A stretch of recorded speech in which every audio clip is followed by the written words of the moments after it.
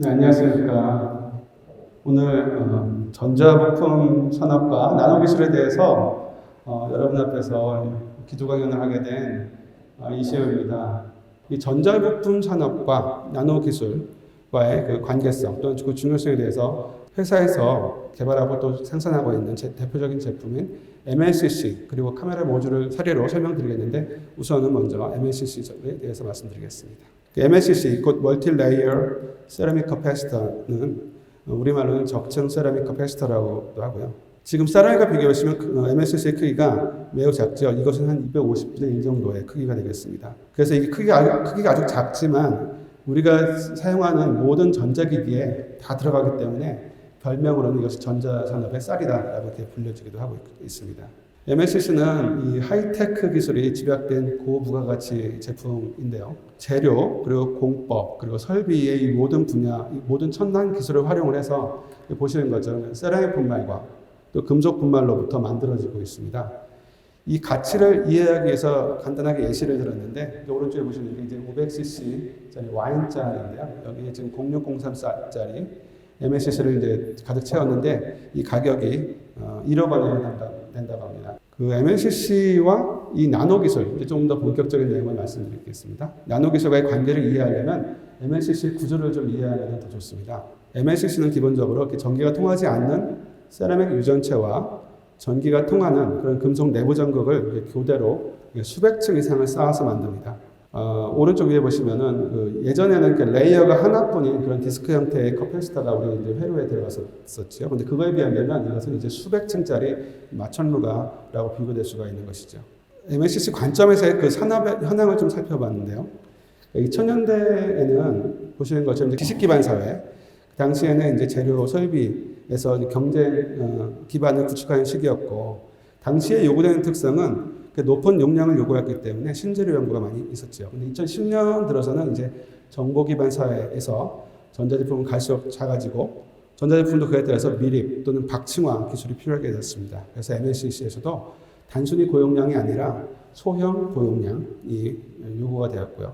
인공지능 기반의 사회를 접어들면서 5G 시대에 IT 위에도 전장용 전자부품에 대한 수요가 급증하고 있으면서 이 요구되는 특성은 더욱 가혹해서 이제는 고신뢰성까지 요구되는 그런 리퀘어먼트가 생겼습니다. 주요 개발 방향은 전술한 것처럼 MLCC 크기는 증가하지 않고 용량을 높이는 것입니다. 그러니까 MLCC를 고용량화하기 위해서는 앞에 말씀드린 것처럼 이 유전체층 그리고 내부 전극이 다 얇은 박층화가 되어야 되고요. 최대의 적층수를 구현을 해야 되는데 이것은 유전체의 그 파우더의 미립화 기술 그리고 얇고 높게 쌓을 수 있는 박층화 공정 기술을 통해서 달성할 수가 있습니다. 현재 유전체 파우더 사이즈는 수백 나노에서 수십 나노로 미립화되어 있고요. 현재 유전체 두께는 한 300 나노미터 사이즈로 저희가 지금 개발을 진행하고 있습니다. MLCC에서 핵심 기술을 이렇게 모듈 단위로 분리를 해보면 한 5가지로 나눌 수 있는데요. 처음에는 유전체, 그리고 내부 전극, 외부 전극, 그리고 방막 성형 소성 기술, 그리고 마지막으로 구조 설계에 대해서 나눌 수가 있겠습니다. 여기 파란 글씨로 표현된 것들이 나노 기술이 필요한 그러한 부분이 되겠고요. 먼저 유전체 부분에서 좀 더 말씀드리겠습니다. 유전체 부분, 물질은 기본적으로 바름 타이테네이트라는 물질을 사용합니다. 이 고용량 MLCC를 위해서는 매우 얇은 그런 유전체층을 구현해야 되는데 현재 유전체 두께가 한 400나노미터, 300 내지 400나노미터 수준이고요. 이처럼 얇은 유전체층을 구현하기 위해서는 100나노미터 이하의 그런 미립 파우더를 사용해야 합니다. 미립 입자를 균일하게 하고 또 내부 결함을 제거함으로써 분말의 결정성을 높이는 것이 아주 중요한 기술이 되겠고요. 또한 가운데 보시는 것처럼 저온에서 침해를 하기 위해서 소결 조제를 넣기도 하고 유전율과 신뢰성을 향상하기 위해서 히토류 금속을 첨가하기도 하는데 말씀드린 것처럼 유전체 미립 파우더가 100나노이기 때문에 거기에 들어간 첨가제는 그거보다 훨씬 더 작습니다. 그래서 수나노에서 수십 나노의 그런 첨가 물체가 실제로 저희가 사용되고 있고요. 그러니까 이런 나노 첨가제를 또한 균일하게 분산하는 그러한 기술도 필요하고 오른쪽에 보시는 것처럼 균일하게 코팅하는 기술도 매우 중요합니다. 유전체만큼 또 중요한 게 내부 전극입니다. 내부 전극은 일반적으로 니켈을 사용하고 있는데요. 초고용량 MLCC를 만들려면 이 내부 전극이 기본적으로 이렇게 전도성 기능을 제공하는 것 외에도 최대한 얇게 구현되어야 되는 그런 요구 조건이 있습니다. 그래서 니켈 입자도 아주 결정성이 높으면서도 아주 미립이고 또한 균일한 입도를 가지는 파우더를 저희가 만드는 그런 연구를 지금 수행하고 있습니다. 이 내부 전극을 유전체 위에다가 이렇게 인쇄를 하게 됩니다.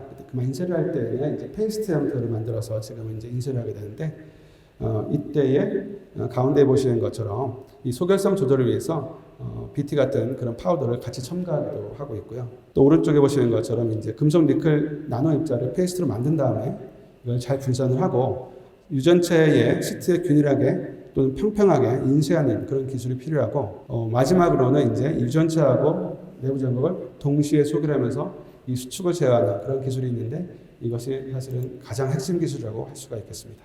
외부 전극에 대해서 또 말씀드리겠습니다. 외부 전극은 뭐 기본적인 기능은 내부 전극과 외부 전극 사이의 그 연결을 확보하는 것이 되겠죠. 그래서 외부 전극은 니켈 내부 전극과 우수한 금속 합금 특성을 가져야 되겠습니다. 그래서 현재로서는 카파가 가장 널리 사용되고 있고 치밀화를 위해서 글래스가 또한 같이 첨가되기도 합니다. 역시 이 경우에도 높은 성능 또 치밀도를 얻기 위해서는 수나노미터 크기의 스타팅 파우더로 저희가 시작을 하고 있습니다. 외부 전극 또 하나의 이슈는 이제 레올로지를 조절하는 것입니다.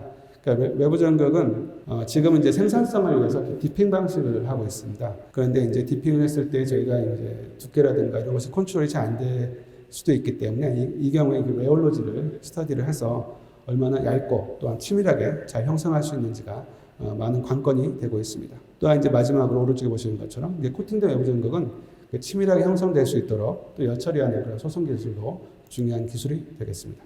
소성입니다. 그러니까 기본적으로 세라믹 베이스의 제품이기 때문에 중요한 핵심 기술인데 이 세라믹 소재와 금속 내부 전극을 동시에 소성하는 그런 기술이 상당히 난이도가 높습니다. 두 물질의 수축률 차이를 최소화하면서 치밀을 얻는 것이 이제 많은 연구를 수행하고 있고요. 공정상으로는 이제 왼쪽에 보시는 것처럼 소성 전에 슈트에 포함된 유기물을 제거하는 그런 가수 과정이 또 있고요. 또 소성 후에는 매우 균일한 크기로 입성장된 유전차 입자를 갖도록 하는 것이 중요합니다. 입성장을 이룬 경우 또 입성장을 억제한 경우 저희가 열처리 조건을 통해서 지금 조절을 하고 있고요. 소성 후에 재산화 열처리 단계인데요. 이 과정을 통해서 그레인 안에 옥시전 베이컨시의 농도를 컨트롤함으로써 유전체의 전기적 특성이라든가 또는 내부 전극과 유전체의 그 결합력들을 조절할 수 있는 아주 미세한 기술도 저희가 확보를 하고 있습니다. 마지막으로 MLCC에 관련된 마지막 핵심 기술은 이제 측정 분석 기술입니다. 공룡 공산 사이즈 MLCC 한 개에는 저희가 계산해 보니까 32억 개의 유전체 입자가 지금 들어 있습니다. 그런데 그 입자들이 신뢰성이라든가 또는 절연 특성들이 만약에 불량하게 되면 나중에 제품이 불량해 오는 것이겠죠. 그래서 저희는 그 32억 개의 입자들을 다 관리하기 위한 그런 연구를 하고 있다고 말씀드릴 수 있겠고요. 그것을 위해서 여기 보시는 것처럼 하이 레졸루션 TEM을 이용해서 나노 수준의 유전체층의 그 결정 결합 같은 것을 분석하고 있고 더 나아가서는 오른쪽 보시는 것처럼 그 원자 수준의 결정 구조 및 그 성분 분석을 위해서 스템이나 또는 ES를 지금 활용하고 있습니다. 다음 파트로는 이제 그 전자부품 산업과 나노기술과의 관계를 카메라 모듈에 대한 적용 사례에서 좀 말씀드리겠습니다. 과거의 내용 여러분 기억해 보시면 이렇게 여행 가실 때에 모든 사람들이 뭐 DSLR 아주 큼지막한 카메라를 들고 다녔었는데 요즘에는 그런 모습 찾아보기 좀 어렵죠. 스마트폰이 그 시장을 점점 잠식해 가는 것이 사실입니다. 그 스마트폰에 들어가는 그 카메라 모듈 그 부분을 이제 삼성전기에서 지금 생산하고 있습니다. 이 카메라 모듈은 스마트폰뿐이 아니라 요즘은 자동차라든가 스마트 가전 등과 같은 곳에서 사진과 영상 촬영을 위해서 사용되고 있죠. 이 작은 카메라 모듈 안에 이 빛을 받아들이는 렌즈가 있고요. 이 빛을 받아들일 때에 초점도 잡아주고 이 손떨림 방지해주는 것을 해주는 역할이 여기 보시는 것처럼 액추에이터가 그 역할을 하고 있습니다. 그리고 이 받아들인 빛을 다시 디지털 신호로 전환해 주는 것, 그것이 이제 소위 이미지 센서가 하고 있는 것이죠. 참고로 이제 삼성전기에서는 렌즈하고 액추에이터를 개발하고 있고 이미지 센서는 다른 삼성 계열사에서 지금 개발하고 있습니다. 구조와 그 부품을 조금 더 좀 말씀드리면 삼성전기에서 카메라 모듈의 그 핵심 부품인 렌즈와 액추에이터를 그리고 또 PCB 기판을 또 저희가 이제 양산 기술을 보유하고 있습니다. 고해상도 슬림 렌즈 기술에서는 폴리카보네이트 계열의 레진을 캐비티 금형을 이용해서 사출공법으로 성형한 다음에 그것을 조립하는 오른쪽에 보시는 것처럼 7매 담에 렌즈 조립한 게 있죠. 이런 식으로 해서 이제 저희가 카메라 모듈을 만들고 있고요. 그리고 이제 고성능 밑에 보시는 고성능 소형 액추에이터 기술에서는 이 전자기력을 이용해서 그 렌즈의 움직임을 조절하고 그리고 이걸 통해서 오토포커스라든가 옵티컬 이미지 스테빌라이저 그리고 옵티컬 줌 등의 기능들을 실행할 수가 있습니다. 그동안 휴대폰 카메라가 이제 어떻게 발달됐는지 잠깐 좀 정리해봤는데요. 2000년대에는 그러니까 싱글 모듈로 시작을 했는데 지금 뭐 듀얼, 트리플, 쿼드 모듈까지 꾸준히 발전하고 있습니다. 그리고 예전에 이제 싱글 카메라 모듈 당시에는 해상도, 또한 포커스 위주로 발전을 했다고 한다면 지금은 멀티 카메라에서는 다양한 기술을 탑재하기 위해서 계속 노력을 하고 있습니다. 특히나 오토포커스, 광학식 손떨림 보정, OIS, 그리고 또 폴드 카메라 같은 이런 부가 기능이 추가로 채용되어서 시장 규모가 날로 커지고 있고요. 카메라 모듈의 응용 분야가 개인 모바일에서는 이제는 자동차, 스마트 가전, 보안, 그리고 IoT, AI 글래스 등으로 확대되고 있습니다. 이제는 카메라 모듈에서의 핵심 기술을 좀 말씀드리겠습니다. 첫 번째가 이제 줌 액추에이터인데요. 이 줌 액추에이터는 광학 줌을 구현하기 위한 그 핵심 기술인 D컷, 그러니까 렌즈를 D자 형태로 자르는 건데요. D컷 렌즈와 줌 액추에이터입니다. 여기서 광학 줌이라는 거는 그러니까 여러 장의 렌즈를 이용을 해서 배율을 다양하게 조절하는 그런 기능입니다. 따라서 디지털 줌과는 다르게 멀리 있는 피사체를 확대해서 촬영해도 밝고 또 선명한 사진을 저희가 얻을 수가 있죠. 줌 액추에이터에는 두 가지 방식이 있는데 기존에 이렇게 보시는 것처럼 버티컬 방식이 있고요. 또 고배율 줌을 구현하기 위해서는 아래 보시는 것처럼 폴디드, 잔망경 형태이죠. 이런 방식을 지금 사용하고 있습니다. 버티컬 방식은 기존에 일반적으로 사용되었던 것인데 긴 초점거리를 활용을 하려면 카메라 모듈의 높이가 이렇게 올라가게 됩니다. 스마트폰의 친밀성을 좀 저해하는 그런 요인으로 작용을 했었죠.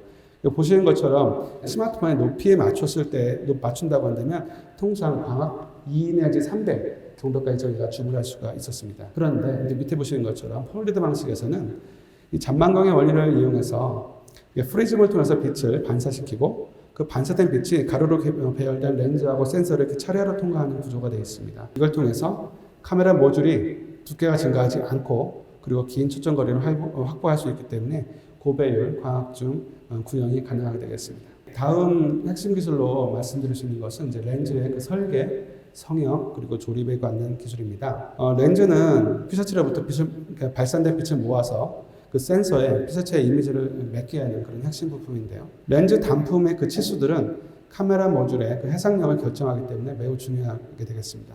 그래서 해상력을 높이기 위해서는 그 렌즈 단품의 치수들을 서브 마이크론 단위로 관리하게 되는데 특히 그 렌즈의 그 면 정밀도는 우리 파장 단위 나노미터 정도의 정밀도가 필요로 하게 됩니다. 고해상도 슬림 렌즈를 저희가 설계하는 그런 예를 보여드렸고요. 높은 해상력을 얻기 위해서는 이 렌즈의 그 단품의 치수의 관리를 하는 것도 중요한데 이 렌즈를 이렇게 조립하는 과정에서 발생하는 그런 광축의 뒤틀림 이런 것들을 최소화하는 것이 매우 중요합니다. 그래서 이 각 렌즈들을 이렇게 회전시켜서 조립하는 그런 방향 조립을 통해서 틀어진 광축을 잘 정렬할 수 있고 이를 통해서 선명한 이미지를 구현할 수가 있습니다. 삼성전기는 이 고해상도 슬림 렌즈 설계 기술을 가지고 있고 세계 최초로 7P 렌즈 양산 기술을 또한 가지고 있으면서 또한 세계 최초로 폴디드 카메라 모듈용 D컷 렌즈 기술을 확보하고 있습니다. 다음으로 핵심 기술로는 렌즈의 금형, 가공, 그리고 측정 기술이 되겠습니다. 이 고화질 렌즈를 구현하기 위해서는 그 나노 레벨에서 초정밀로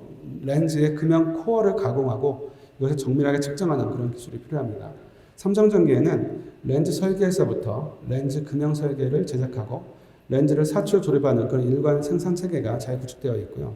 저희가 생산된 렌즈를 모듈까지 인티그레이션을 할 수가 있습니다.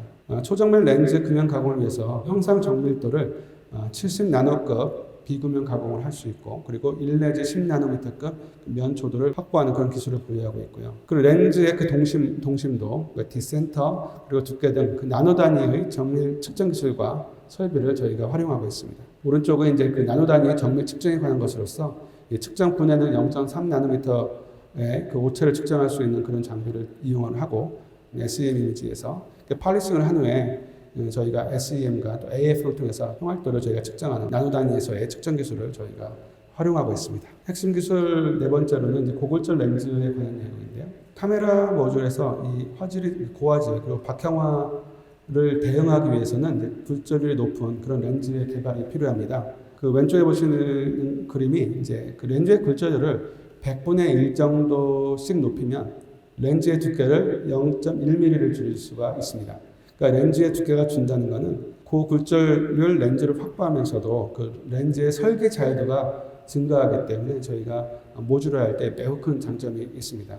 그렇기 때문에 고골절률 렌즈를 개발하는 게 중요하고요. 저희가 이제 고골절 고분자와 고골절 나노 입자를 결합한 하이브리드 형태의 그런 나노 합성 기술을 통해서 고골절 렌즈 재료를 개발하고 있는 성과를 보여드리고 있습니다. 고골절 렌즈를 확보하게 되면 기본적으로 스마트폰용 초박형 그런 카메라 모듈의 렌즈로도 쓰일 수가 있고요. 그리고 또 고골절률이 요구되는 폴리드 줌 렌즈에도 사용될 수 있고 자동차용 카메라 모듈에도 우선적으로 적용이 가능한데 여기 또 오른쪽에 보시는 것처럼 향후에 이제 AR 글래스의 그 웨이브 가이드에 이러한 미래 광학 부품에서 고골절 렌즈가 응용될 수가 있습니다. 지금까지 이제 삼성전기의 주요 제품인 MLCC와 또 카메라 모듈을 사례로 들어서 이 전자 부품 산업에서 널리 응용되고 있는 그런 나노 기술에 대해서 설명을 드렸습니다. 오늘 말씀 들어주셔서 감사합니다.